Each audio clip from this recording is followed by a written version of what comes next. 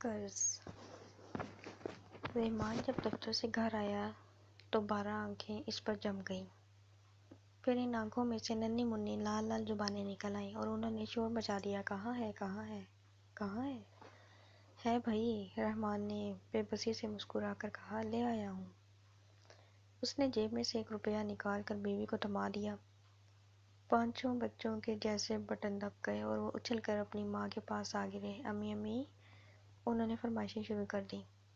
رحمان اندر کپڑے بدلنے چلا گیا۔ وہ 2 سال سے اس کے پاس خاکی رنگ کی یہی ایک پتلون تھی جسے تہہ کر کے وہ تکیے کے نیچے رکھ لیتا اور رات بھر اس کا سر پتلون کی استری کرتا رہتا تھا۔ پاجامہ پہن کر باہر آیا تو بچوں کی کانفرنس جاری تھی۔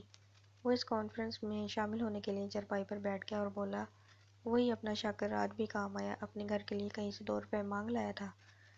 میں نے کہا، 1 مجھے دے دو۔ شیر کے بچے کے ماتھے پر ایک شکن بھی نہ آئی، فوراً 1 روپیہ مجھے پکڑا دیا۔ اس مہینے اس کے کتنے روپے ہو گئے؟ اس نے یہ سوال اپنے آپ سے پوچھا تھا، مگر جواب جیسے باہر سے آیا۔ دروازے پر دستک ہوئی۔ رحمان باہر گیا اور دیر تک واپس نہ آیا تو بیوی پکاری، میں کہتی ہوں کوئی لمبی بات ہو تو میں ہٹ جاؤں، آپ اندر آ جائیے۔ رحمان کی طرف سے کوئی جواب نہ ملا تو وہ چونکی، شور مچاتے ہوئے بچوں کو جھٹک دیا اور باہر کے دروازے کے پاس جا کر بات کرنے کے لیے اٹھی تو رحمان اندر آ گیا۔ اس کا چہرہ سرخ ہو رہا تھا اور ہاتھ پیلے پڑ گئے تھے۔ آ جاتے ہیں وہاں سے۔ اس کی آواز بھی بدلی ہوئی تھی۔ 12 آنے نہ ہو گئے، 12,000 روپے ہو گئے۔ پھر اس نے بیوی کی طرف ہاتھ بڑھایا، لاؤ وہ روپیہ۔ بیوی جیسے سب سمجھ گئی تھی۔ اس نے مٹھی کھول دی۔ رحمان نے مڑے توڑے نوٹ کو سیدھا کیا، ایک پل اسے غور سے دیکھا، پھر باہر چلا گیا۔ فوراً بعد واپس آیا، بیوی کی ہتھیلی پر 25 پیسے رکھ دیے اور دھب سے چارپائی پر بیٹھ گیا۔ نہ جانے کون سی منحوس گھڑی تھی کہ ڈاکٹر نے مجھے دودھ پینے کی ہدایت کی تھی۔ یہ ڈاکٹر لوگ بھی ہدایتیں دینے میں بہت تیز ہوتے ہیں۔ یہ نہیں سوچتے کہ کہیں مریض کے دودھ خریدنے کے لیے اپنا خون تو نہیں بیچنا پڑے گا۔ وہی آیا ہوگا گوالا، بیوی نے کہا۔ اب کہ اس کی آواز بھی بدلی ہوئی تھی۔ ہاں وہی تھا، رحمان بولا۔ کہتا تھا بیٹی بیمار ہے، ٹیکہ لگوانا ہے، ٹیکہ لگوائی کے 12 آنے دینے ہیں۔ بیوی نے پوچھا، تو کیا پورے محلے میں اس نے صرف ہمارے ہاں ادھار دودھ بیچا تھا؟ رحمان بولا، میں نے بھی یہی کہا تو وہ بولا، ادھار تو دیتا ہوں پر لوگ دوسرے تیسرے دن پیسے دے جاتے ہیں، تمہاری طرح 14 15 دن تک راہ نہیں دکھاتے۔ بیوی حیران ہو گئی، 14 15 دن، ارے یہی کل کتنے دن ہوئے؟ اتوار کو قرآن درمیان آپ کے بخار آیا تھا اور ڈاکٹر نے صرف دودھ ڈبل روٹی کھانے کو کہا تھا۔ آج کیا ہے؟ بدھ ہے نا، تو اتوار 8، پیر 9، منگل 10 اور آج بدھ 11، کل 11 دن ہی تو ہوئے ہیں۔ رحمان بولا، میں نے بھی یہی کہا مگر وہ بولا دینے ہیں تو دے دو ورنہ کہو تو بخش دوں۔ تب مجھے تاؤ آ گیا۔ میں نے کہا، چودھری ہم کوئی بھک منگے تھوڑے ہیں۔ بولا، بھک منگوں کی جیب سے بھی 12 آنے تو نکل ہی آتے ہیں۔ پھر میں نے تم سے روپیہ لے کر اس کے منہ پر دے مارا، اب 4 آنے کا کیا منگائیں کہ ساری مخلوق کے خدا کا پیٹ بھر سکے۔ اس نے آس پاس بکھرے ہوئے بچوں کی طرف دیکھا اور پھر بیوی کا بازو پکڑ کر کمرے میں چلا گیا۔ میاں بیوی کی اس کانفرنس نے زیادہ طول نہ کھینچا۔ طے پایا کہ 4 آنے کی دہی منگا لی جائے، روٹیاں تندور والی سے ادھار آ جائیں گی، بچے دہی سے کھا لیں گے اور خود پیاز سے گزارا کر لیں گے۔ بیوی نے رحمان کے ہاتھ میں ایلومینیم کی چھوٹی سی بالٹی دے دی اور وہ 25 پیسے مٹھی میں دبا کر دہی لینے چلا گیا۔ 2:15 بج رہے تھے۔ مکانوں کی دیواروں اور زمین نے تپ کر گرمی کی شدت کو دگنا کر دیا تھا۔ دودھ دہی والا خالی کنڈے باہر سے اٹھا کر اندر رکھ رہا تھا۔ رحمان کو دیکھ کر بولا، دہی تو ختم ہو گئی بہو رحمان، آج کل گرمی میں تو لوگ دہی پر ٹوٹ پڑتے ہیں، 10 11 بجے ہی صفایا ہو جاتا ہے، اور اس وقت کیا وجہ ہے اس وقت؟ رحمان کے پاس گھڑی نہیں تھی۔ اس نے قریب سے گزرتے ہوئے ایک شخص سے پوچھا تو اس نے بائیں ہاتھ کو ایک جھٹکے کے ساتھ پھیلا کر گھڑی کو آستین کے نیچے سے نکالا، پھر الٹے ہاتھ کو اپنی ٹھوڑی کے قریب لایا اور رحمان کو وقت یوں بتایا جیسے اس کی ہتھیلی پر پیسہ رکھ رہا ہے، 2:15۔ 2:15 بھی کوئی وقت ہے دہی کا بہو رحمان؟ دودھ دہی والا کنڈوں کا ایک مینار اٹھا کر دکان میں داخل ہو گیا۔ رحمان نے سوچا، چلو آگے جا کر دیکھتے ہیں، ایسا بھی کیا ہے کیا پورے محلے سے دہی غائب ہو جائے۔ 2 اور دکانوں سے مایوس ہو کر وہ بڑی سڑک پر آ گیا۔ سڑک سے نکلتے ہوئی ایک گلی میں دودھ دہی والا بھی بیٹھا تھا۔ دن بھر اس کے ہاں لسی پینے والوں کا ہجوم رہتا تھا۔ ایک بار دفتر سے چھٹی کے بعد شاکر نے رحمان کو وہیں لے جا کر لسی پلائی تھی۔ گلی وہاں سے دور تھی اور پھر بہت لمبی تھی اور دکان اس کے آخری سرے پر تھی۔ رحمان تیز تیز چلنے لگا مگر ابھی چند قدم ہی کیا گیا ہوگا کہ سامنے سے ایک جلوس آتا دکھائی دیا۔ کس کا جلوس ہے بھائی؟ اس نے کسی سے پوچھا۔ جواب ملا، مزدوروں کا معلوم ہوتا ہے نہ ٹرک ہیں نہ کاریں ہیں نہ سکوٹر ہیں، بس آدمی ہی آدمی ہیں، ایسے جلوس تو مزدوروں کے ہی ہوتے ہیں۔ ابھی سے خاصا فاصلہ طے کر کے گلی میں مڑنا تھا، اس لیے وہ آتے ہوئے جلوس کی طرف بڑھتا چلا گیا۔ اسے دور سے دودھ دہی والی گلی کا موڑ بھی دکھائی دینے لگا تھا، مگر اب اس کے اور گلی کے درمیان جلوس حائل ہو گیا تھا۔ گلی کے سامنے پہنچ کر وہ جلوس کے گزر جانے کا انتظار کرنے لگا تاکہ سڑک عبور کر کے گلی میں داخل ہو سکے، مگر جلوس ختم ہونے میں ہی نہیں آتا تھا۔ سڑک یہاں سے اس پار تک بھری ہوئی تھی۔ وہ ایک درخت کے سائے میں کھڑا ہو گیا جہاں پہلے سے 20 تماشائی جمع تھے۔ ایک بینر کی عبارت پڑھ کر رحمان چونکا، ہمیں اس وقت کا انتظار ہے جب ہمیں کسی سے قرض نہیں لینا پڑے گا۔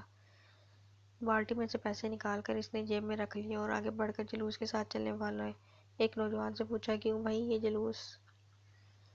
مگر وہ اپنا سوال مکمل نہ کر سکا۔ نوجوان نے مڑ کر اس کی طرف دیکھا تو ہو بہو وہی تھا۔ اسے کچھ ایسا لگا جیسے وہ آئینے کے سامنے چل رہا ہے۔ کیا بات ہے؟ نوجوان نے پوچھا، مگر وہ اپنی آواز نہ پہچان سکا۔ تمہارا نام رحمان تو نہیں؟ رحمان نے پوچھا۔ نوجوان نے حیران ہو کر اس کی طرف ٹکٹکی باندھ دی۔ تمہاری جیب میں صرف 25 پیسے تو نہیں ہیں؟ نوجوان مسکرایا۔ تم اپنے بچوں کے لیے دہی کی دکان سے دہی تو نہیں لینے جا رہے؟ نوجوان ہنسا۔ ہم سب رحمان ہیں، ہم سب کو جیبوں میں صرف 25 پیسے ہیں، ہم سب اپنے بچوں کے لیے دہی لینے جا رہے ہیں۔ رحمان نے آگے پیچھے دائیں بائیں دیکھا تو سب طرف جیسے دہی چل رہا تھا۔ اس کے ساتھ والا رحمان بولا، حیران کیوں ہوتے ہو؟ ہم سب ایک دوسرے کی تصویریں ہیں۔ جب ہم اکٹھا چلتے ہیں تو بالکل ایک جیسے ہوتے ہیں۔ تم جلوس میں سے نکل کر ایک طرف کھڑے ہو جاؤ تو تمہیں سب اجنبی لگیں گے۔ مگر میں جلوس میں سے نہیں نکلوں گا، رحمان نے کہا۔ مجھے بھی تو تمہاری طرح اس دن کا انتظار ہے جب مجھے کسی سے قرض نہیں لینا پڑے گا، مگر ہم سب کہاں جا رہے ہیں؟ دودھ دہی والے کے پاس، اس کا ساتھی مسکرا کر بولا۔ رحمان نے حیران ہو کر کہا، مگر بی بی کی دکان تو پیچھے رہ گئی ہے۔ آگے بھی بی بی کی دکان ہے، ساتھی نے اسے بتایا۔ یہاں ہر طرف بی بی کی دکانیں ہیں، جس طرح ہم سب رحمان ہیں اسی طرح ہر دکان بی بی کی دکان ہے۔ یکایک جلوس رک گیا، اس نے جلسے کی صورت اختیار کر لی۔ یہ ایک بڑا چوک تھا جس میں جلوس کے ہزاروں آدمی ایک دائرے میں بیٹھ گئے۔ چوک کے وسط میں ٹریفک کے سنتری کے کھڑے ہونے کے لیے سیمنٹ کی جو بڑی سی موٹی سی سل رکھی تھی، اس پر ایک شخص کھڑا ہو گیا۔ رحمان کو ایسے لگا جیسے سیمنٹ کی سل پر وہ خود چڑھ گیا ہے۔ پھر وہ شخص تقریر کرنے لگا، یہ جلوس ایک مل میں اس چھانٹی کے خلاف نکالا گیا جس نے 100 مزدوروں کو بیکار کر دیا تھا اور کل انہیں ان کے کوارٹر سے بھی نکالا جانے والا تھا۔ اور وہ شخص کہہ رہا تھا، وہ تو ہم تو مل مالک سے نمٹ لیں گے، 4 دن مل نہ چلی تو ہوش ٹھکانے آ جائیں گے، مگر جن 100 بھائیوں کی چھانٹی کر دی گئی ہے وہ بڑی مصیبت میں ہیں۔ ان میں سے کئی تو جلوس میں شامل نہیں ہو سکے کیونکہ کئی دن کے فاقے کی وجہ سے وہ چل نہیں سکتے تھے۔ وہاں کوارٹروں میں کسی کی بیوی بیمار پڑی ہے اور کسی کا بچہ، کسی کے ماں باپ بیڑیاں رگڑے ہیں تو کسی کی بہن ایک ٹیکے کی محتاج ہے۔ ابھی جلوس کے ساتھ چلتا ہوا ایک ایسا ساتھی بے ہوش ہونے لگا تو میں نے اسے ٹانگے میں بٹھا کر 2 ساتھیوں کے ہمراہ واپس بھیج دیا ہے۔ اس طرح مجھے خیال آیا کہ باقی باتیں تو طے ہوتی رہیں گی اور انہیں ہم طے کر کے ہی دم لیں گے، مگر ہمیں ان بیکار بھائیوں کے لیے کچھ تو کرنا چاہیے۔ ہم بھی انہی کی برادری کے لوگ ہیں، مگر ہم بے روزگار تو نہیں ہیں۔ ہم تو ادھر ادھر سے قرض بھی لے لیتے ہیں، مگر ان بیکاروں کو قرض بھی کون دیتا ہے؟ ہماری جیبوں میں 5 10 پیسے تو ہوں گے۔ یہ میرے پاس بیٹھا ہوا ساتھی بیڑی پی رہا ہے، یہ بیڑی کا بنڈل خرید کر ہی پی رہا ہے۔ اگر کل ہم بیڑی نہ پئیں اور یہ پیسے جمع کر کے ان بھائیوں میں بانٹ آئیں تو ہو سکتا ہے ایک بچہ بچ جائے، ایک بہن بننے نہ پائے، ایک باپ صرف اس لیے اپنے بیٹے سے نہ چھین جائے کہ وہ اس کے لیے 25 پیسے کی گولی نہ خرید سکا۔ 10 بھائی اٹھیں اور پورے جلسے میں گھوم کر یہ امدادی پیسے جمع کریں، پھر جمع ہونے والی رقم دگنی ہو جائے گی، اس کا اعلان کیا جائے گا اور تب جلوس آگے بڑھے گا۔ پھیلی ہوئی جھولی رحمان کے ساتھی کے سامنے آئی۔ اس نے جیب سے 25 پیسے نکال کر جھولی میں ڈال دیے۔ پھر یہ جھولی رحمان کے سامنے پھیلی، اس نے جیب میں ہاتھ ڈالا، ذرا سا رکا، پھر 25 پیسے نکال کر انہیں یوں دیکھا جیسے پردیس جانے والے دوستوں کو الوداع کہنے والے دیکھتے ہیں۔ پیسے جھولی میں ڈالے، جھولی آگے بڑھ گئی تو رحمان کے ساتھی نے گلہ کیا، کیا بات ہے؟ پیسے دیتے وقت تمہارا ہاتھ رکا کیوں تھا؟ یار میرے بچے بہت بھوکے تھے، رحمان نے بولا۔ تو کیا میرے بچے بھوکے نہیں تھے؟ ساتھی نے کہا، بھوکے بچوں کا باپ ہو کر بھی تمہیں معلوم نہیں کہ دوپہر کے بعد بھوکے بچوں کی بھوک مٹ جاتی ہے۔ ہاں، رحمان نے تائید کی، بھوکے بچوں کے پیٹ بھوک ہی سے مر جاتے ہیں، یہ میں نے کئی بار دیکھا ہے، دوپہر تک چیخ رہے ہیں، رو رہے ہیں، بلک رہے ہیں، پھر سو جاتے ہیں، اور جب اٹھتے ہیں تو جیسے کھا کر اٹھتے ہیں، بھول جاتے ہیں کہ وہ تو بھوکے ہیں، وہ بھوکے ہوتے بھی نہیں، ساتھی نے اسے بتایا، وہ اپنا پیٹ اپنے خون سے بھر لیتے ہیں۔ رحمان نے حیرت سے پوچھا، مگر وہ ہاتھ بھر کے تو ہوتے ہیں، آخر ان کا خون کب تک ان کا ساتھ دے سکتا ہے؟ جب خون ساتھ نہیں دے سکتا تو وہ مر جاتے ہیں۔ رحمان تڑپ کر اٹھا اور خالی بالٹی کھڑکھڑاتا گھر کی طرف بھاگ کھڑا ہوا۔